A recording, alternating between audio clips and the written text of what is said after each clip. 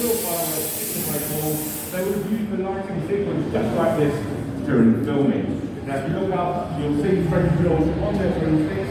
They are their original costumes from the film when they were recording these colourful mayhem, much to the dismay of the myself and Doris Umbridge, of course. Now we have another huge addition to the Great Hall. If you look behind me, you'll see the swinging pendulum. It's the first time we've had the swinging pendulum in the Great Hall on the tour. It was brought in by the special effects team, headed up by their supervisor, John Richardson. Now, the first time we would have seen this pendulum is in the third film, in The Prisoner of Azkaban. It's swinging behind Harry when he unsuccessfully asked Professor McGonagall to sign his permission slip to visit Hogsmeade Village, of course.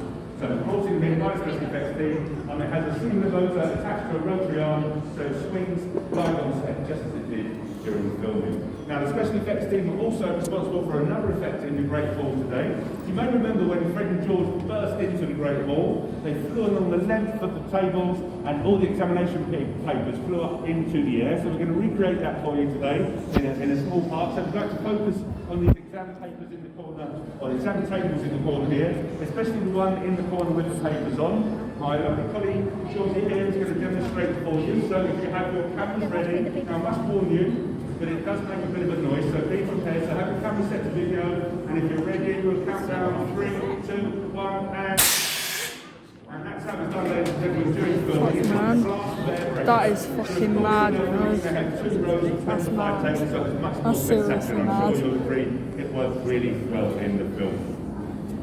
And so, just as Harry Potter reminded did, you've entered the Great Hall through the main doors, you've walked up the centre aisle, where they were sorted in front of some of Britain's finest acting talent. Today, we have Professor Dolores Umbridge with us, of course, played by Imelda Staunton in the films. Now, something you might not notice when you're watching the order of evening, obviously, Dolores Umbridge, she always wears pink, but her costumes actually got deeper and deeper pink as her power grew and she became more evil. So she starts off in a light pink, working up to this quite deep fuchsia pink, where she becomes headmistress. So look out for that next time you watch the films.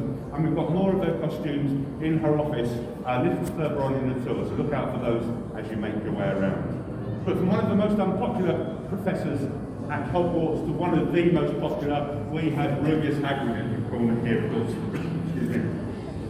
Now, Hagrid, of course, was played by Robbie Coltrane in the films, and it's here I can share the first secret today with you. Now, Robbie Coltrane was quite a tall gentleman, 6 foot tall, but 6'2", but nowhere near tall enough to play a half giant. So he never wore this particular costume. This was worn by his size double, a gentleman called Martin Bayfield, an ex-England rugby international who stood at a massive 6'10". Even that wasn't tall enough to play a half giant of 7'6", so they put stilts in his shoes, they padded out his costume, and he wore a giant animatronic head that resembled Robbie Coltrane, and you'll be able to see that animatronic head in the creature shop in the second half of the tour. It still works, so look out for that as you make your way around.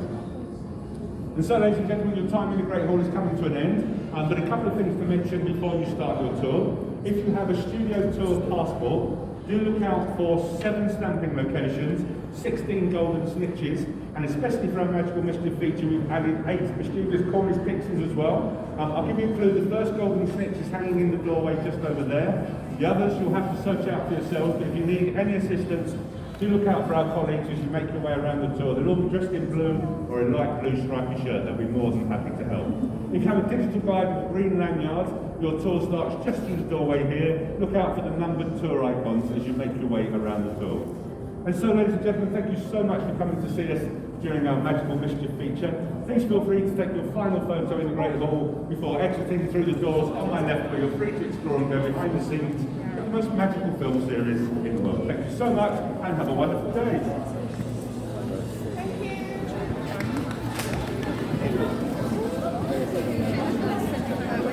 Do you want it sideways?